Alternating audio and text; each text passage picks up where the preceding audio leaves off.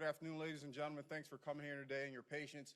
I'm just going to start out really briefly. You all recognize me as the sheriff from Broward County. Today is kind of a collaborative effort to bring forth some new efforts that are going to be taking place both at the state level and trickling down throughout the county here in Broward. Really quick, over the last 30 days or so, you've probably had an opportunity to see me take some actions within the county related to organizing and getting our organization and the sheriff's office up to speed and back up to its tasks and responsibility. One of the things you probably learned from seeing some of the decision making at the top that I've been able to produce is the concept of accountability and putting the right people in place that are going to ensure that our community is safe by way of providing strong leadership. Over the next few months, you'll continue to see such activity, and you're going to hear about some things today that's going to reiterate that concept of having accountability not only in our county, but throughout our state. And so with that, I'm going to go ahead and introduce the Lieutenant Governor and allow her to bring us up to speed. Good afternoon. Thank you so much, Sheriff, for everything you've been doing over the past 30 days. It is a testament to this governor, to the focus he has on public safety and accountability. And you're going to be hearing about a lot of the things that this governor is doing and has already done. Most importantly, this governor understands that we have single primary responsibility to keep our residents safe. He understands that from the perspective of being a veteran. He understands that from the perspective of being a federal prosecutor. But most importantly, he understands that from the perspective of being a father. And on the eve of a tragic day in Florida's history, this governor continues to show his commitment, not just to this county, but to every single county in the state of Florida to make sure that we never have a tragedy like this on our hands again. And so I'm proud to stand alongside him, and I'm proud to introduce the governor of the great state of Florida.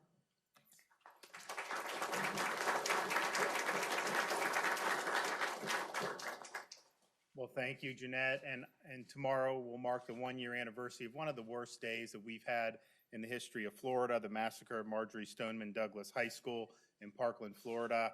Many of the families affected by that, of course, are here today. I think one of the things that came out of that was really an unprecedented effort by folks who had their lives shattered to take action so that this would not happen in the future. And I'm proud to say today that earlier today I issued an executive order implementing a number of the recommendations that I have the authority to implement through executive action of the Marjory Stoneman Douglas Commission. Some of these should have been done earlier, and so we're making sure our Department of Education and relevant agencies are moving full steam ahead on that. And that's really a testament to some of the folks standing behind me who work very, very hard on that. And so I think that executive order will make a difference. The second thing I announced today is if you look at how law enforcement typically handles criminal activity, most investigations tend to be more reactive. Someone does something, you then investigate, try to hold them accountable. There are certain areas where the default posture is being proactive.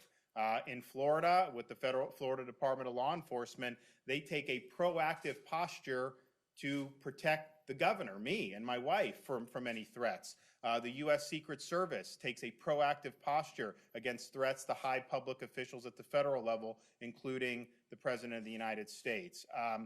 FDLE has started to move forward on a threat assessment model for mass violence.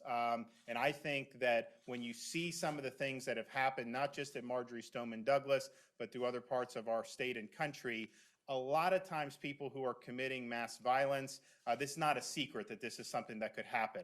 And so if you're proactive, if you're approaching it almost like an intelligence operation, you have an opportunity to have an intervention before this happens. And so I've told FDLE to beef up these efforts. We're going to have to train more people to think this way. And obviously there's going to be a huge requirement that local folks do it, but at the state level, we need to be proactive. And so we're going to move forward on that. It will take some time to get that to where we need to do, but my hope would be that Florida would really be a leader in a proactive posture when it comes to really discrete type of horrific crimes, these mass killings, to get ahead of it.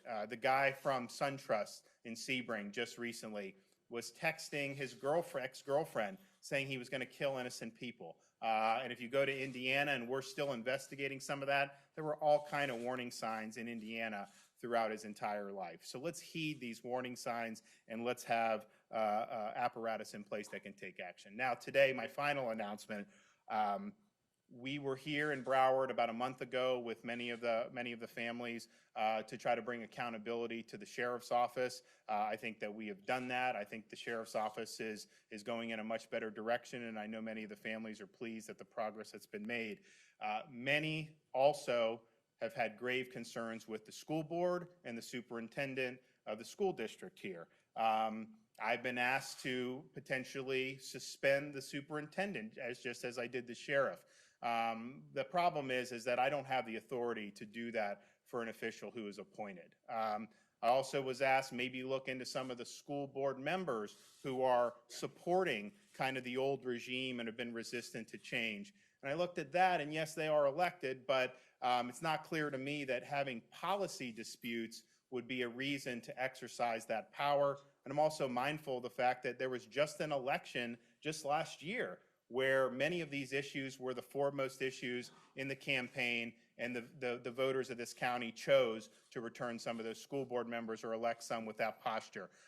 So I was not convinced that I had the authority, given the facts, to suspend, but I also was mindful of the fact, having just had an election when these were all very live issues, may not be an appropriate use. So what we are doing today is announcing that and I think at the end of the day, I want accountability looking backwards, but I also want to protect Floridians moving forward. And so the best tool that we have to bring accountability, but also move forward in a better way, is a petition that I filed today with the Florida Supreme Court for a statewide grand jury to look into not only the Marjory Stoneman Douglas incident, but how this school district here and other school districts have handled money for security, have handled all of these issues that impact the safety of our schools. It's not limited to Broward County. It is multi-jurisdictional, but I think it's something that is warranted. I think it's something that may lead to potential accountability measures by a grand jury, but it could also lead to, and I think it will, lead to recommendations about what some of the various school districts could do better. They could provide information to the state of Florida, and we can then take action as people on the local can take action. Now, the difference between a statewide grand jury and something like the Marjory Stoneman Douglas Commission is this statewide grand jury will have full-bore subpoena power. They will be able to compel witnesses. They will be able to compel documents in a way that the Marjory Stoneman Douglas Commission was just not able to do. The mandate is also broader. It's not just looking at this, but how this district and other districts have handled matters relating to school security. And I think ultimately having that broader mandate will be better for us in terms of getting the truth, holding people accountable, and then making sure we're going forward in a posture that is most conducive to public safety. I'm happy to take some questions, but before I do, I wanted to bring up Andy Pollack, and I know he's going to bring up some other folks who would like to say a few words.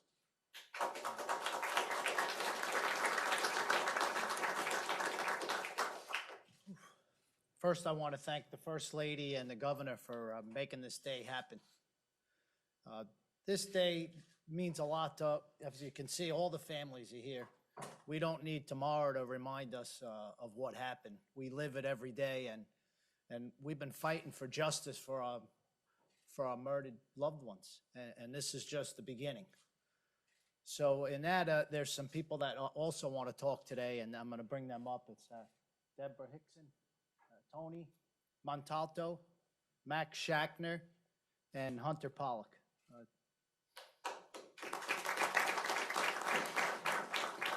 Hi, good afternoon. As a teacher in the Broward County Public School System and the wife of someone who was murdered in the most preventable mass shooting to date, I'd like to thank the governor for stepping up and hearing our cries of urgency and the lack of the sense of urgency in our area to step up and make changes for policy that help to keep our schools and our communities safer. Thank you.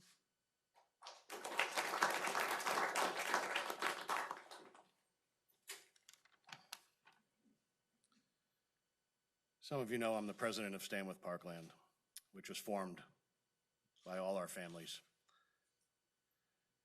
Today, we'd like to thank Governor DeSantis for taking the safety of all of Florida's students and staff members seriously, specifically here in Broward County. This builds on the great work of the Marjory Stoneman Douglas Public Safety Commission. All families in Florida should support this effort to hold our elected officials accountable, to make sure they perform their duties in a responsible manner. The families that lost loved ones last year have all worked hard to see some form of accountability to keep all our students and staff members safe. And once again, we thank the governor for making that happen today.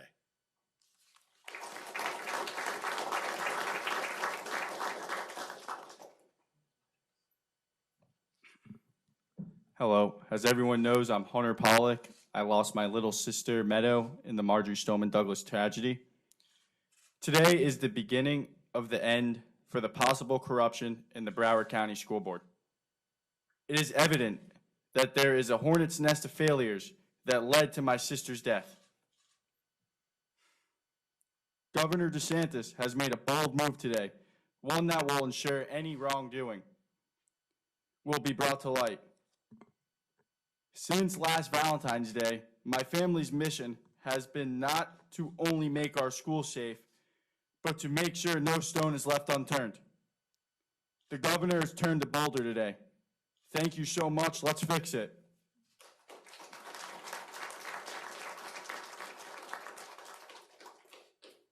Ever since February 14th and my little boy, Alex Schachter, was slaughtered in his classroom, I've been fighting for accountability, and we gave the school board and the superintendent, they've had a year to fix Broward County and make our schools safe.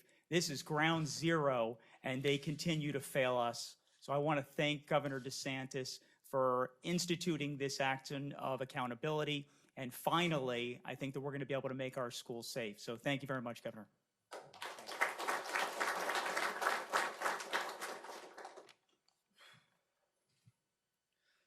After my daughter was murdered, I wanted accountability.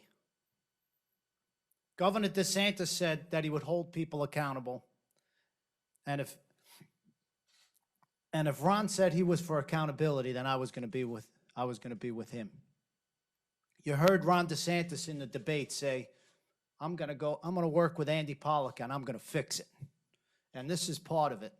This is a man that follows through on his campaigns. Look at the families behind him, what he's doing for all of us. It means so much for us to stand with this great governor today. You know, when your child is murdered in school, you expect to get some answers. You don't really expect a cover-up. And you really don't expect to see your superintendent say that the school district did everything right and call any questions about what happened fake news. You would expect, when it is discovered that a social experiment that doesn't hold kids accountable for their actions created a dangerous culture of leniency, that changes would be made. Rather than take responsibility, Superintendent Runcie chose to stonewall the press and mislead the public. The Sun Sentinel has exposed a lot already. I know even more. Through my civil suit investigation, I will uncover and expose everyone that was accountable and responsible for the deaths of the 17 people. But there are some things that only trained law enforcement can uncover. And that's what's going to happen now.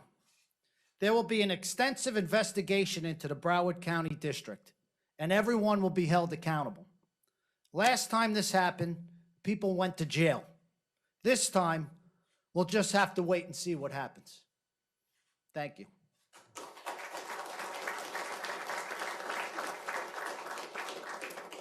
Good afternoon. I'm Ashley Moody, the state's Attorney General. It is an honor for me to be here today with Governor DeSantis to announce this needed action to ensure our children are safe in Florida schools.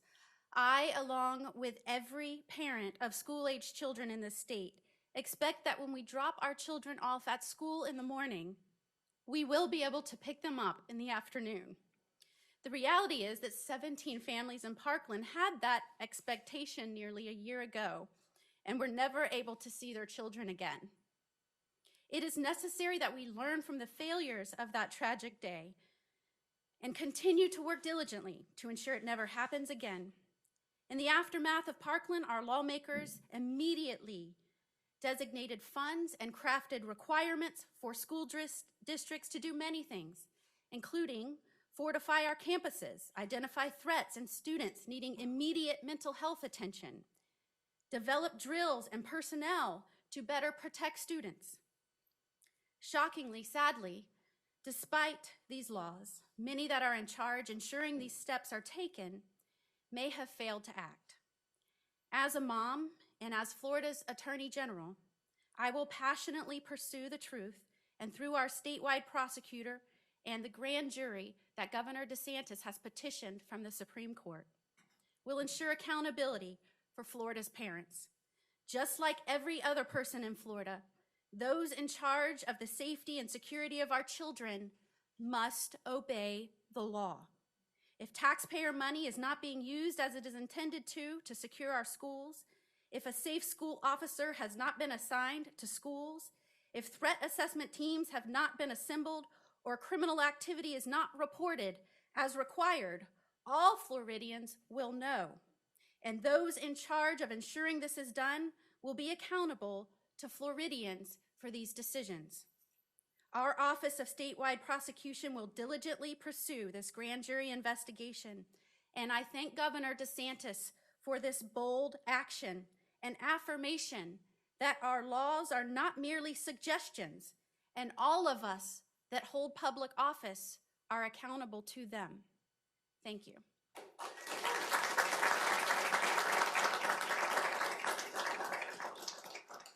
Happy to take any questions if anyone has any for us.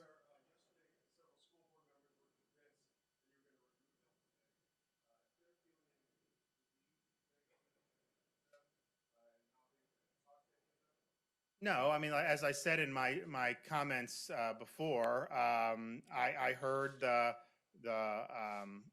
cries of the families about how some of this has gone down, and I looked to see what my authority would be, and basically under Florida law, you have to show that someone had been misfeasance, incompetent, certain things, and to me, they have made policy decisions that I disagree with, that these families disagree with. I don't think that they've necessarily conducted themselves in an open and transparent way, but I had a question about whether my authority would reach that. And then I also just, the fact that we ran these elections just last, I guess what, August of last year? And all these issues were front and center in that, and the voters here made their decision knowing that. Had this all happened after the election, then you could look at it maybe a little bit differently. But I think those two factors just convinced me that would not have been an appropriate use of my authority. Now, having said that, I think when you have a statewide grand jury, that is something that is real. I mean, that has a lot of teeth. It's a little bit different than kind of a grand jury down the street, just in the sense of normally a prosecutor would bring John Doe we think may have committed a robbery, indict or not indict. This is looking at a whole host of issues. I think they're going to have a very broad mandate, and I think they're going to have the power, subpoena and otherwise, to be able to get to the facts and get the truth and either hold people accountable, recommend changes, and again, not just in Broward. I mean, I think there's other districts where there have been problems, and this, as a multi-jurisdictional grand jury, will have the ability to look there as well. So I don't know, relieve or not relieve. I guess it depends on what you think. But I think that this is something that is very serious, and I think that it's something that we're gonna look at and evaluate who they're holding accountable. But then obviously, whatever recommendations they have for us, we're gonna heed that. We're gonna heed that. That's not up to me in terms of how much Broward versus others. That's going to be how the statewide prosecutor is going to have to approach that. In our petition, we did ask that the grand jury be based in Broward, because we know there's a lot of issues with Broward. But, when these things happen, you have different facts come out about different things. And I know that we've had reports from different districts where people are concerned. So they're going to be able to do it. But we know that there's going to be a lot of stuff in Broward for sure. Whether that is the most, I think that only time will tell. Well, if you look at, they had a more limited mandate to focus on this particular mass shooting. They didn't, for example, get into the use of the bond that had all the money for security, and then that was never used for the intended purpose. There's a whole host of other issues that were just simply outside the scope. Also, the commission didn't really, either they didn't really have it or didn't use it. You didn't have subpoenas flying. I mean, it was not the same thing. And so I think that this complements it. I think the commission did a good job with what they had, but I think this is going to have a much broader reach in terms of looking at how this and other school districts have been operating with respect to and Ashley did a good job of laying out some of the concerns that they're going to look into.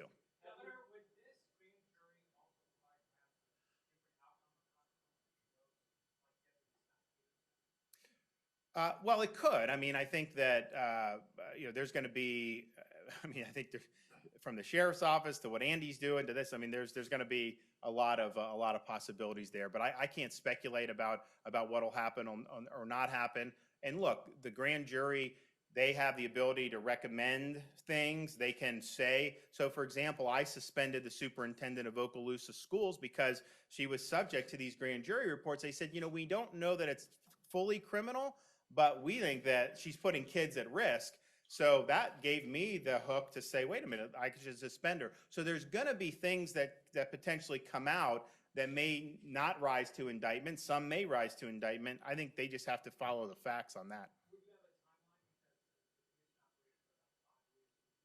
Well, it's under statute. I think it can only go for a year. I think it's impaneled for a year. So. Have you met with the superintendent yourself? I have not met with him. I know he has been in contact with my commissioner of education, and but I haven't met with them. And I looked at the law, and to me, the hook really does say elected official. So I was really convinced that I would not have had the authority to do anything in that regard with respect to an appointed superintendent. So I didn't even need to kind of go down the road of trying to say, well, let him explain himself.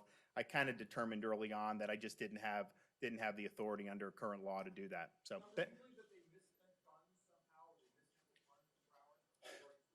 Well, I think that you've had a lot of the parents here who have feelings about that, and that's why we want to have a grand jury look into some of the finances and how some of these things work. There was a report just recently about there was more funds available in 2013. They said, no, we're not going to take that. So there were certain decisions made about funding. There was certain money that was raised for a certain purpose that may not have been used. But, I don't want this to be litigated by like a news report or someone. I mean, let's get the actual facts and then go from there. But the issue of using some of these bonds, that's going to be one of the mandates of the grand jury to look into that. One more.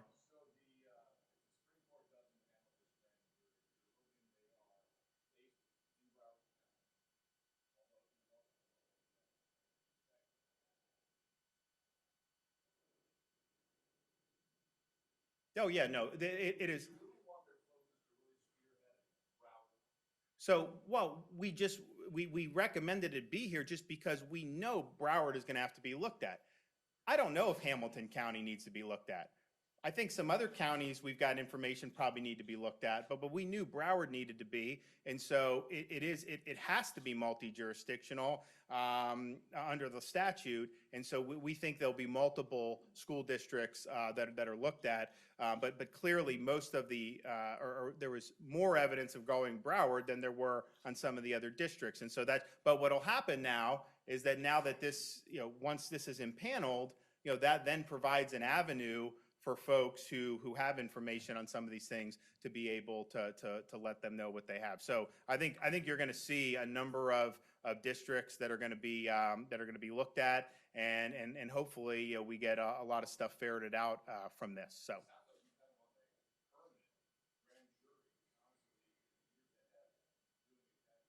Well, this is a 1-year process.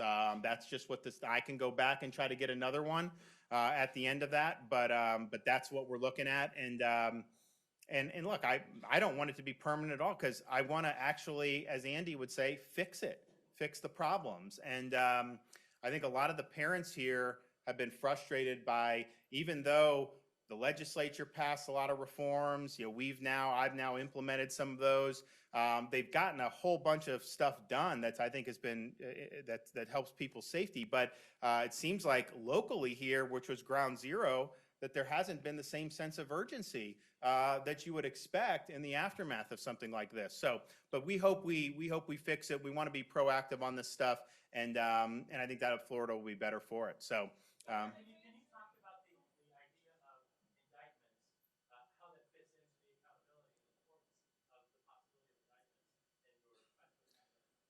Well, obviously, that is one way of holding people accountable. And the facts have to justify it, though. I mean, I'm not going to advocate an indictment if there's not sufficient facts. But when you look at some of these issues, we have a number of statutes in Florida, and if there's violations, the grand jury will be able to pursue those, obviously, in a way that the MSD Commission would not be able to. So I think that it's good that we have that capability. Governor DeSantis, you mentioned that you had been superintendent because the children in that district were not safe. Us parents, every morning, we drop our children and we feel like they are not safe. The district, And you live in Broward? yes, my daughter goes to the school next to So Martha. the difference is, the reason I was able to do that with Okaloosa is because the Okaloosa superintendent is elected by the voters, and under Florida law, my suspension powers attach when a county official is elected. Runcie is appointed, so it goes outside of the authority that I have to be able to suspend somebody under those circumstances. So, for example, Sheriff Israel was elected, so we were able to do that. Now, had he been appointed, which Miami-Dade is appointed, then my suspension authority would not have attached. And so it's a matter of what I can legally do under the law. Thank you. Appreciate it. Yep.